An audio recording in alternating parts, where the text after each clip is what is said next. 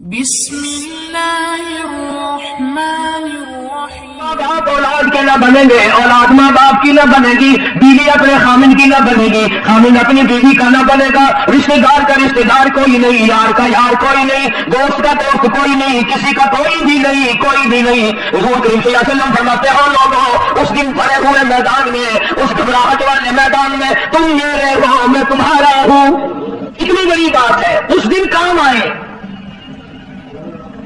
ارشاد فرمایا مدنی کریم صلی اللہ تعالی علیہ وسلم نے، او لوگوں میری سنتوں کو زندہ کیا کرو، میرے طریقہ کار پہ عمل کیا کرو، میں نے تمہیں ہر چیز کا نمونہ دے دیا ہے، نماز کا نمونہ دیا، روزے کا نمونہ دیا، حج زکات کا نمونہ دیا، شادی کر کے میں نے دکھلا دی۔ اگر تم نے اپنی بچی کی شادی کرنی ہو، تم فاطمہ کے ابا کا طریقہ کار دیکھو، اگر تم نے اپنی شادی کرنی ہو، تیری بیوی تجھ سے عمر میں بڑی ہو، تم خدیجہ الکبریٰ رضی اللہ تعالیٰ عنہا کے شوہر کا برتاؤ دیکھو، اگر تمہاری بیوی عمر میں چھوٹی ہو، عائشہ صدیقہ رضی اللہ تعالیٰ عنہا کے خامن کا برتاؤ دیکھو، اگر تمہیں خاندان کے ساتھ کرنا پڑ رہا ہو، تم مکے کے اندر مارنے والے ابو لہب کو دیکھو، نبھانے والے کالی کملی والے کو دیکھو۔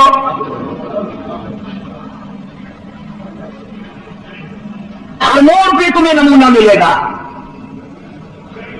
اگر تم کسی کافر کی حکومت میں رہتے ہو، تسلط تمہارے اوپر کسی کافر کا ہے، اقتدار کافر کا ہے، تو کلمہ پڑھنے والا ہے، تو مسلمان ہے۔ حضور کریم صلی اللہ علیہ وسلم نے فرمایا 13 سالہ میری مکی زندگی کو سامنے لے آؤ، میں نے ابو جہل عتبہ شیبہ کے سامنے مار کھائی، ایمان زندہ کیا۔ پھر یہ نہیں کہ تم بھی ساتھ ساتھ بدل جاؤ، کیسے بدل جائیں؟ جو بدل گیا وہ بات نہیں۔ لوگوں نے مذہب کو کپڑے سمجھ رکھا ہے، سردی کے کپڑے اور گرمی کے کپڑے اور،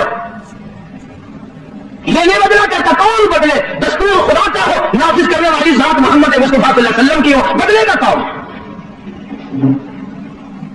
آج طریقہ کار مطلب پرستی کا ہے، جس مسئلے کا مطلب ہوا وہ لے لیا، باقی کو چھوڑ دیا۔ رب کائنات کی قسم مدنی کریم صلی اللہ تعالی علیہ وسلم نے ایسے ایسے لوگ پیدا کیے۔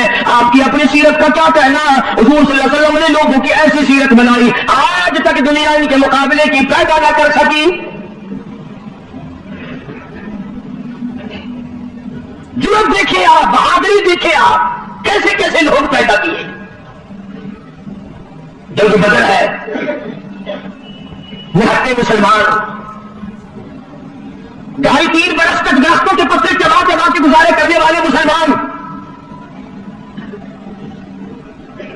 مجھے اور آپ کو کیا قدر ہو اس دین کی۔ صبح اٹھ کر کے چیکڑے چیکڑے ناشتے کرنے والوں، جاؤ گنبد خضرا کے مکے سے کبھی پہنچ کے آؤ، کالی کملی والے مکے کے اندر تیرے 2.5 برس کس طرح کٹے۔ درختوں کے پتے نہ ملے صحابہ کرام صحابیات کو، اور ایک بھی اللہ والا ایسا نہیں جس نے دکھوں کی وجہ سے دین کو چھوڑ دیا، ایک بھی نہیں۔ وہ جو سارا لوگ اکٹھا ہو کے آ گیا مقابلے کے لیے، اس تحریک کو ختم کرو۔ یہ نئی نئی چیزیں لایا ہے ہمارے باپ دادا کے دین کو ختم کرنے کے لیے۔ قرآن کریم نے ان لوگوں کے بارے میں وضاحت کی، فرمایا فی قلوبہم مرض فزادہم اللہ مرضا ولہم عذاب علیم۔ ان کے دلوں میں روگ ہے، ان کے دلوں میں کھوٹ ہے، ان کے دلوں میں خلجان پڑا ہوا ہے، ان کے دل زنگل ہو گئے، ان کے دلوں میں درد و غبار ہے، ان کے دلوں میں اسلامی نظام کے بارے میں صفائی سچائی نہیں۔ اگر سب سچے ہوتے اور صاف دل والے مسلمان ہوتے، آج یوں لڑتے جیسے یہودیوں سے آج مسلمان مار کھا رہا، جن پر خدا کا غضب آیا۔ فرمایا وباءوا بغضب من اللہ وضربت علیہم المسکنہ۔ اللہ فرماتے میں نے یہودیوں پہ غضب نازل کر دیا، ہمیشہ کے لیے ذلت نازل کر دی، مسلط کر دی۔ آج مسلمان چھپتا پھرتا ہے، یہودیوں کے اوپر گنگناتا پھرتا ہے، اور وجہ کیا ہے؟ کبھی تو سوچو، کبھی تو غور کرو، اصل بات یہ ہے یا یہودی بدل گئے یا مسلمان بدل گئے۔ مسلمان ہو کر کافر کے سامنے سے بھاگتا ہے، تیسری مرتبہ فلسطینی مسلمان بھاگے ہیں، کہاں جائیں گے؟ اور ابھی تمہیں تو قصہ کہانی معلوم ہوتا ہے، جب اپنے اوپر وقت آتا پھر پتہ چلتا ہے۔ مکان کے پیچھے لگنے والوں، دکان کے پیچھے لگنے والوں، رات دن کارخانے کا فکر کرنے والوں، رات دن نوٹوں کے چکر میں رہنے والوں، اللہ پاک فرماتے ہیں میں نے تمہیں اس لیے تب پیدا کیا تھا کہ ایک دکان کی 2 بنا، 2 کی 4 بنا، ایک فیکٹری کی 2 بنا، 2 فیکٹریوں کی 4 بنا، میں نے تجھے اس لیے عاجز پیدا نہیں کیا۔ فرمایا قل اطیعوا اللہ والرسول، میرا محبوب حضرت محمد رسول اللہ صلی اللہ تعالی علیہ وسلم کی ذات بھوک کی وجہ سے پیٹ پہ پتھر باندھ کر دکھائی دیتے ہیں، تجھے ہر وقت قارون کا خزانہ درکار ہے، پوری نہیں ہوتی، لاکھ مل جائے کروڑ چاہیے، کروڑ مل جائے تو ارب چاہیے، ارب مل جائے تو کرم چاہیے، پوری دنیا کی دولت ایک آدمی کے حوالے کر دو پھر بھی کہے گا مجھے اور چاہیے۔ مدنی کریم صلی اللہ تعالی علیہ وسلم نے اور لوگوں اپنی زندگیوں کو عارضی زندگی سمجھو، فانی زندگی سمجھو، ناپائیدار زندگی سمجھو، ایک وقت آنے والا ہے ثم لا يموت فيها ولا يحيى، ایسا وقت آئے گا نہ اسے زندگی کہو گے نہ موت آئے گی۔ تو علماء کرام نے 3 درجے بنائے ہیں سیرت النبی کا حاصل، سیرت النبی صلی اللہ علیہ وسلم کا خلاصہ نچوڑ فرمایا عظمت نبی، عظمت النبی یعنی آدمی کے دل میں سرکار مدینہ سرکار صلی اللہ علیہ وسلم کی اتنی عظمت ہو، اتنی عظمت ہو، اتنی بلندی ہو، اتنی برتری ہو، اتنی شان ہو کہ وہ یہ کہتا ہو کہ مجھے مال دولت اولاد ماں باپ بیوی تخت و تاج سب سے زیادہ مجھے حضور کریم صلی اللہ علیہ وسلم کی ذات محبوب ہے، یہ یقین بن جائے، اتنی بڑی عظمت ہو یتیم مکہ کی۔ فرمایا سلاک شاہدا ومبشرا ونذیرا لتؤمنوا باللہ ورسولہ وتعزروہ وتوقروہ۔ مسلمانوں نبیوں سے اکرام کرایا گیا، نبیوں سے اکرام کرایا گیا، قاضی کملی والے کا، تو وہ اکرام نہیں کرتے۔ اور احترام کا مطلب یہ نہیں کہ ربیع الاول کا مہینہ آیا تو آپ نے گھر میں میلاد کا جلسہ منعقد کر لیا، چلو ہاتھ ادا ہو گیا،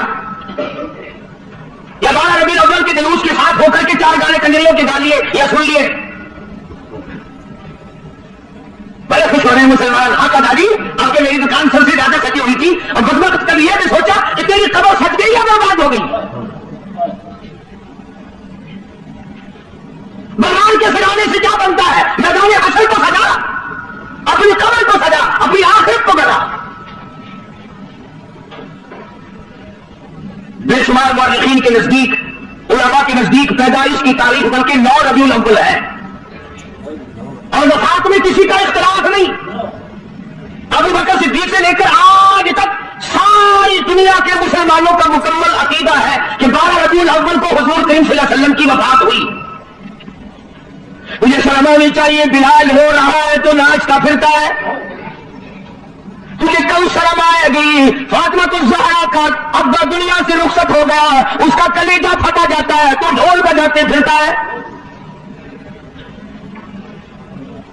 کسی طریقے سے بھی دیکھ لیے یہ مناسب نہیں۔ عظمت کرو مدنی کریم صلی اللہ علیہ وسلم کی، ہمارا قرآن کا حکم ہے میرے محبوب کی عظمت کو برقرار رکھو اپنے دلوں میں، ساری کائنات سے زیادہ، ساری اولاد سے زیادہ، سارے رشتہ داروں سے زیادہ۔ فرمایا لا یؤمن احدکم حتی اکون احب الیہ، کسی جماعت کا فتویٰ نہیں، دیوبندی بریلی کا مسئلہ نہیں، سرکار مدینہ صلی اللہ علیہ وسلم کا فرمان ہے، ایک معیار مقرر کر دیا، ایک کسوٹی مقرر کر دی، ایک حد بتا دی۔ فرمایا لوگوں ہرگز ایماندار نہیں ہو سکتا وہ آدمی جس کے نزدیک میری ذات اولاد سے، ماں باپ سے، بیوی بچوں سے میں اس کے نزدیک پیارا نہ ہو جاؤں، محبوب نہ ہو جاؤں میں۔ اب ہمیں اپنی شکلوں کے بارے میں بھی سوچنا چاہیے کہ ہماری شکل سے حضور راضی ہوں گے یا ناراض، ہمیں سوچنا چاہیے ہمارے لباس کو دیکھ کر مدنی کریم صلی اللہ علیہ وسلم راضی ہوں گے یا ناراض، ہمارے عقائد کو دیکھ کر مدنی کریم صلی اللہ علیہ وسلم راضی ہوں گے یا ناراض۔ اس بات کا فکر تو صحابہ کرام نے کیا، مدینے سے روانہ ہوئے ہیں نہتے مسلمان، غریب مسلمان، درختوں کے پتے چبانے والے مسلمان۔ حضور کریم صلی اللہ علیہ وسلم فرماتے ہیں میں نے مصعب بن عمیر کو دیکھا جو اتنا امیر گھر کا بیٹا تھا، ایک ایک دن میں 200 کے 2 جوڑے بدلا کرتا تھا، اتنا فلیل میں ڈوبا رہتا تھا۔ حضور کریم صلی اللہ علیہ وسلم فرماتے ہیں جب میں نے مدینہ میں مصعب بن عمیر کو دیکھا رضی اللہ تعالیٰ عنہ، ایک چادر تھی، کرتا نہیں، سلوار نہیں، تہمد نہیں، اور جب ایک چادر ہے جو سر سے پیروں تک لپیٹ رکھی ہے، اور حضور کی آنکھوں میں آنسو آگے صحابی کا یہ لباس دیکھ کر اس میں 12 پیروں میں لگے ہوئے تھے. دھاگا نہیں ملتا کپڑا سینے کے لیے، کانٹے چبھو رکھے ہیں. یہ نہتے مسلمان، غریب مسلمان. نبی کریم صلی اللہ علیہ وسلم نے مدینے پاک میں آواز لگائی، اَلَا تُؤْمِنُونَ بِاللَّهِ وَرَسُولِهِ وَتُجَاهِدُونَ فِي سَبِيلِ اللَّهِ. اللہ اور اس کے رسول نے تمہیں بلایا میدان جہاد میں آؤ. جب سے مسلمانوں نے میدان جہاد چھوڑا ہے نا، ذلت کی موت مر رہے ہیں، رسوائی کی موت مر رہے ہیں، جانوروں کی موت مر رہا ہے مسلمان. یہ جہاد جو قرآن کریم میں ہے، یہ مسلمان کے لیے اور کس کے لیے؟ تم نے اس کا مطلب جہادو کا معنی دو شادیاں سمجھا؟ تم نے جہادو کا معنی بڑا کارخانہ سمجھا؟ تم نے جہادو کا معنی لاکھوں روپیہ سمجھا ہوا؟ جہاد فی سبیل اللہ کا مطلب یہ ہے جان قربان کر اور اللہ اور اس کے رسول کے نام کو بلند کر. جو مسلمان نوجوان مکہ مکرمہ میں گرفتار ہے، کافروں کے پاس ہے. اندازہ لگاؤ ملتان کے لوگوں، مکہ مکرمہ سارا کافروں کا، سارے کا سارا مشرکوں کا مکہ ہے. اقتدار ان کا، حکومت ان کی، دولت ان کی. دو کالی کملی والے صلی اللہ علیہ وسلم کے غلام ہیں. پکڑ کر تختہ دھاڑ پہ لٹکانے کے لیے، سولی چڑھانے کے لیے لے آئے، میدان میں کھڑا کر دیا. عتبہ موجود ہے، شیبہ موجود ہے، ولید بن مغیرہ موجود ہے، امیہ بن خلف موجود ہے، عمرو بن حشام موجود ہے، ابو لہب موجود ہے، سارا مکہ موجود ہے. سامنے ابو سفیان آیا جو اس وقت تک ایمان نہیں لایا تھا. کہنے لگا ابو سفیان بولے، گناہگاروں مسلمانوں. ابو سفیان بولے، گناہگاروں مسلمانوں، تمہاری قتل گاہ ہے یہ، اسے میلہ لگردانو. تم نے اس کو میلہ سمجھا ہوا ہے؟ اگر تم اسلام کو چھوڑ دو، اگر تم ایمان کو ترک کر دو، اگر تم محمد عربی صلی اللہ تعالی علیہ وسلم کا دامن چھوڑ دو، اگر تم قرآن کا انکار کر دو، ایمان کا انکار کر دو، تو کہتا رہائی دیں گے تم دونوں کو اور خوشحال کر دیں گے. تمہیں دیں گے اتنا کہ مالا مال کر دیں گے، تمہیں بڑا مال دیں گے، ہم تمہیں اپنی بیٹیاں دے دیں گے، دولت دے دیں گے، بہت بڑا آدمی بنا دیں گے. آؤ کالی کملی والے کا دامن چھوڑ کر ہم میں شامل ہو جاؤ. آج کا اگر وقت ہوتا تو ہم نے دور لگانی تھی اور مسئلہ بھی خود ہی بنا لیتے. کہتے کہ ایک بس بھی گل ہو رہا ہے، سیاسی گل ہو رہا ہے. یہ جتنے پڑھے لکھے لوگ ہیں جن کو تم پڑھے لکھے لوگ کہتے ہو، یہ اصل میں مذہب کے چور ہیں. یہ تمہیں غلط راستہ دکھاتے ہیں. یعنی مذہب ہو جائے تو سیاسی سیاست ہو جائے، یہ جھوٹ کی طرح بولو کوئی گل نہیں. دونوں نوجوانوں کو بار بار کہتا ابو سفیان آؤ، انکار تم کر دو تمہیں سب کچھ میں دوں گا. بار بار کہتا ابو سفیان بولے، گناہگاروں مسلمانوں، آؤ میدان میں، چھوڑ دو ان باتوں کو. تمہاری قتل گاہ ہے یہ، اسے میلہ لگردانو. تمہیں سولی پہ چڑھائیں گے، تمہارا ریزہ ریزہ کر دیں گے، تمہارا قیمہ بنا دیں گے. تم کتنے خوبصورت ہو، تم کتنے حسین ہو، تم کتنے قدار جوان ہو. اور نوجوانوں اپنی جوانی پہ ترس کھاؤ، اپنے آپ کو بتاؤ. مال دیں گے بڑا، بیٹیاں دیں گے تمہیں اپنی. دونوں نوجوان مسکرائے. اللہ غنی گلے میں پھانسی کا پھندا پڑا ہوا ہے. سامنے سارا مکہ موجود ہے، موت سامنے منڈلا رہی ہے. دونوں کے دونوں کہنے لگے اگر قارون کی دولت زمانے بھر کا مال و زر، اگر قارون کی دولت زمانے بھر کا مال و زر ملے اسلام کے بدلے ہم تھوک دے اس پر. سرکار مدینہ صلی اللہ علیہ وسلم کی عظمت کے مقابلے میں، محبت کے مقابلے میں، اطاعت کے مقابلے میں، اور حضور کے لائے ہوئے قرآن کے مقابلے میں، دین و ایمان کے مقابلے میں اگر تم دولت لاتے ہو ہم دولت پہ تھوکتے ہیں، ہم تمہاری خوبصورت بیٹیوں کے منہ پہ تھوکتے ہیں. سرکار مدینہ کی جوتے مبارک کی توہین